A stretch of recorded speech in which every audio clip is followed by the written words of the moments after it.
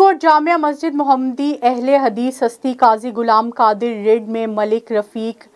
Rid ने सालाना मकासिद इमामुल अंबिया कॉन्फ्रेंस का इनेकाद किया गया, जिसमें हाफिज अताउल्लाह उमर ने प्रोग्राम का आगाज़ तिलावत कुरान मजीद से किया और मकासिद इमामुल अंबिया के हवाले से कॉन्फ्रेंस पर मुनाज़िर इस्लाम हज़रत मौलाना सैयद मुख्तार अहमद शाह ने बयान किया कि मिशन मुस्तफ़ा सल्लल्लाहु अलैहि वसल्लम को अपनाने से दुनिया और आखिरत में कामयाबी मिलेगी और दावत मुस्तफ़ा सल्लल्लाहु अलैहि वसल्लम से ही राह नजात मिलती है और अल्लाह की रज़ा पर हर काम में कामयाबी मिलती है और आप सल्लल्लाहु अलैहि वसल्लम को हर वक्त अपनी उम्मत का एहसास और फ़िक्र रहता था। मुनक़दा तकरीब में उलमाए कराम समेत हर मकतबा फ़िक्र से ताल्लुक़ रखने वाले लोगों ने शिरकत की और तकरीब के शुरका के लिए लंगर का एहतमाम किया गया।